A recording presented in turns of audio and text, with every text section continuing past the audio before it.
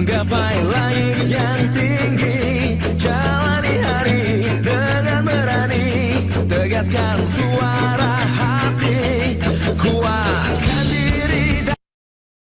Halo adik-adik pejuang UTBK, bertemu lagi dengan JQ Math. Di saat ini kita akan membahas matematika, penalaran, dan kognitif sesuai dengan perubahan UTBK yang terbaru, yaitu UTBK atau SNBT 2023, di mana untuk tahun 2003 hanya ada tes skolastik dan ada 4 tes, yaitu kognitif, matematika, literasi bahasa Indonesia, dan literasi bahasa Inggris.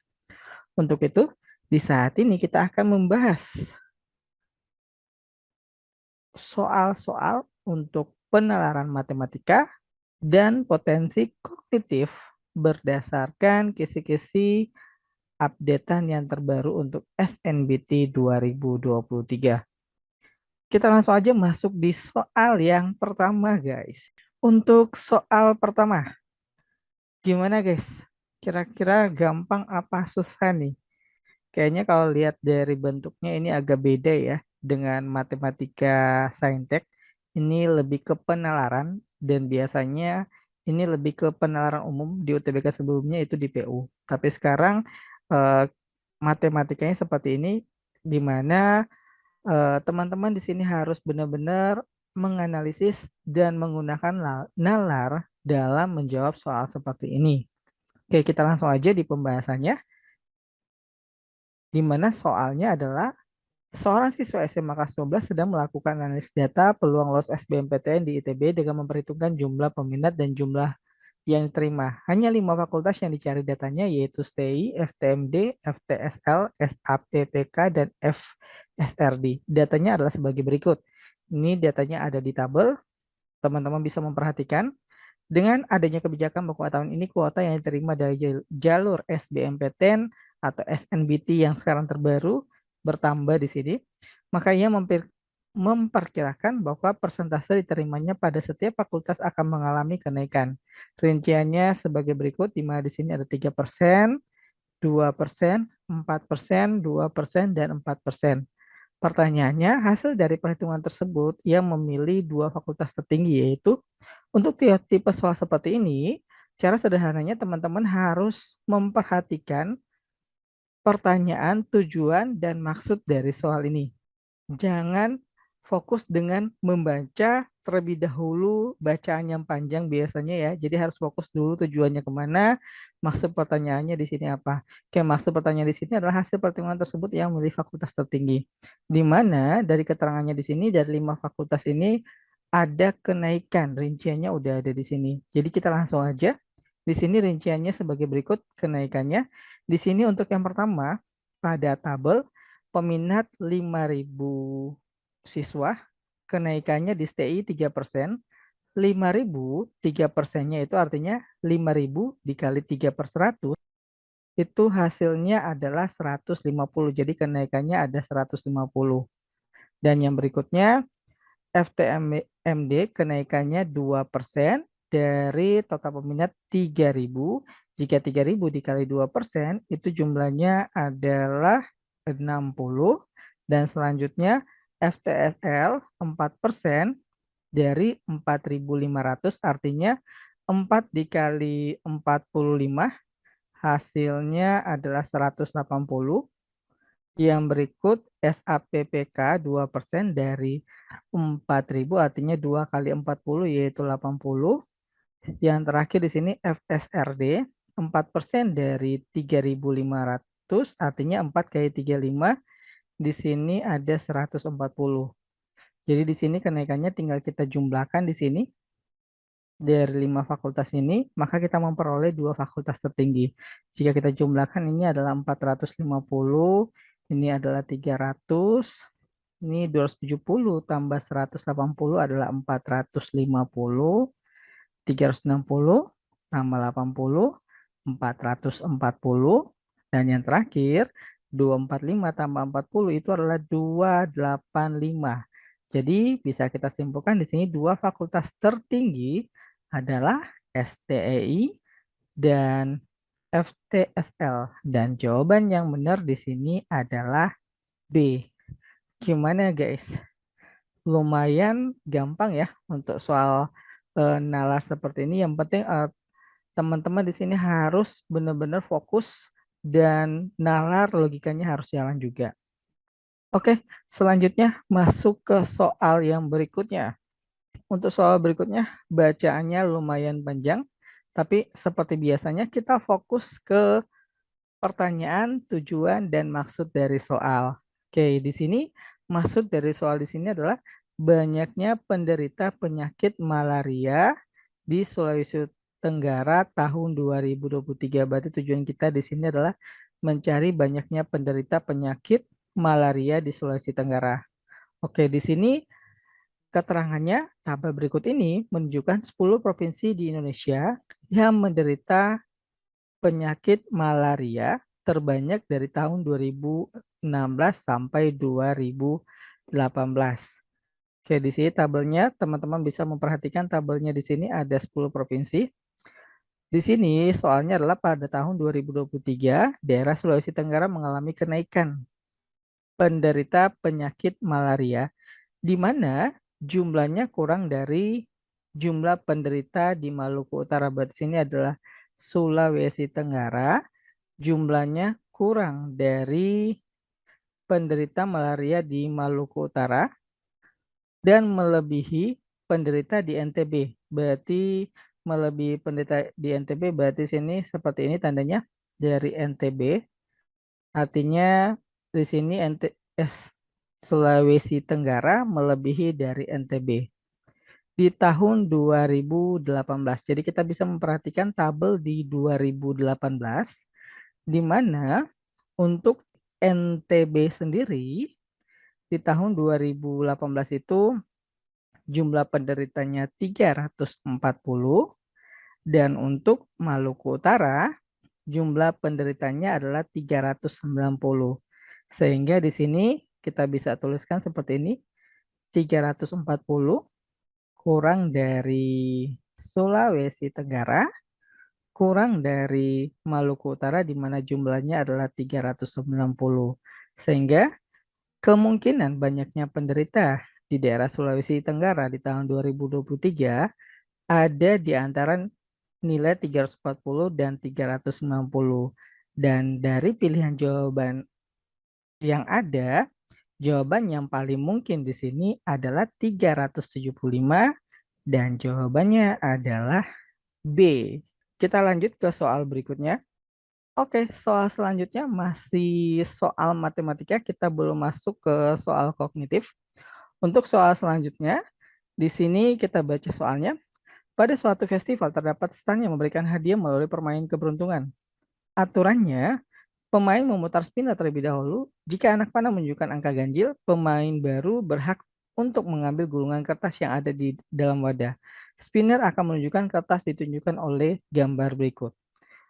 Oke, ini spinnernya dan ini adalah kertasnya. Gulungan kertas berwarna abu-abu di dalamnya bertuliskan hadiah yang akan didapat, sementara gulungan kertas warna putih tidak bertuliskan apapun. Resa memainkan sekali. Bagaimana peluang Resa mendapatkan hadiah? Kita lihat petunjuknya. Jika anak panah menunjukkan angka ganjil, maka berhak mengambil gulungan kertas. Oke, berarti anak panah ganjil di sini ganjilnya ada 1, 2, 3, 4.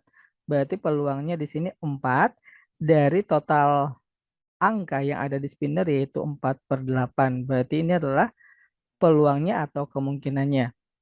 Setelah mengambil gulungan kertas, di sini gulungan kertas ada dua kemungkinan, yaitu kertas berwarna abu-abu bertuliskan hadiah, berarti fokusnya di kertas yang berwarna abu-abu di mana bertuliskan hadiah. Berarti di sini kertas yang berwarna abu-abu di sini ada 1, 2, 3, 4, 5, 6. 6 dari total kertas yang ada di sini adalah 20. Sehingga kita tinggal mengalihkan dua pecahan ini untuk mengetahui kemungkinan Resa untuk mendapatkan hadiah. Kita sederhanakan bentuknya. di mana di sini 4 dan 8 jika kita sederhanakan di sini 1/2 sama-sama dibagi 4, 6 dan 20 jika dibagi 2 di sini hasilnya 3/10. Sehingga jika kita kalikan hasilnya adalah 3/20. Di mana nilai dari pecahan 3/20 itu adalah 0,15 dan dapat kita simpulkan di sini peluang Resa mendapatkan hadiah yaitu 0,15 di mana itu memiliki peluang atau kemungkinan yang kecil. Jadi untuk soal ini jawabannya adalah B. Lanjut ke soal yang berikutnya. Untuk soal yang berikutnya masih pada penalaran matematika di mana untuk soal ini dibutuhkan fokus logika dan nalar untuk menjawab soal ini karena sebenarnya soal ini nggak terlalu susah jika teman-teman bisa menganalisis dengan benar-benar di sini. Kita baca soalnya. Di sini Pak Heri adalah salah satu panitia penyelenggara lomba menggambar poster tingkat SMA. Pak Heri mendapatkan hadiah untuk menyiapkan hadiah bagi pemenang lomba. Di mana di sini hadiahnya ada di toko kreasi dan toko pelangi.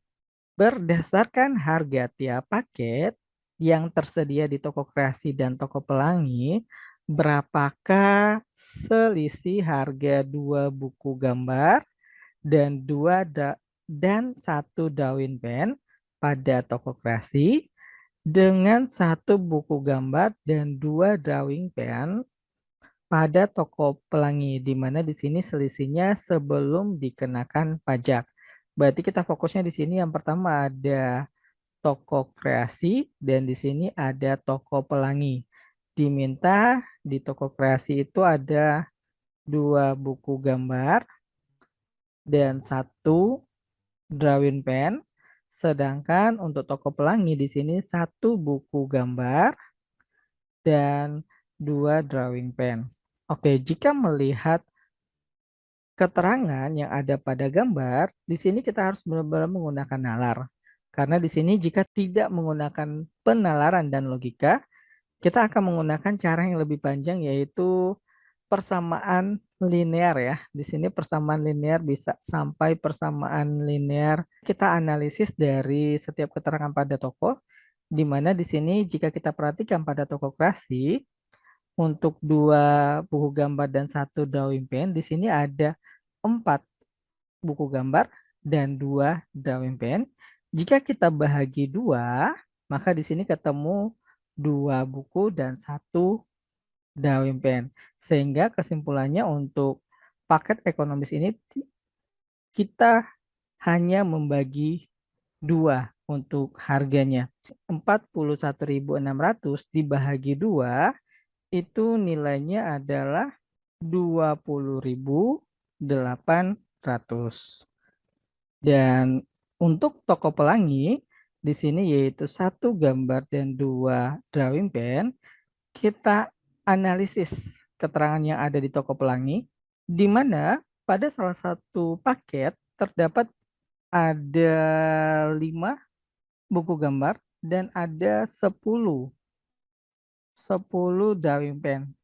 Jika kita bahagi 5, ini kita bahagi dengan 5, maka hasilnya di sini yaitu 1 buku gambar dan 2 drawing pen.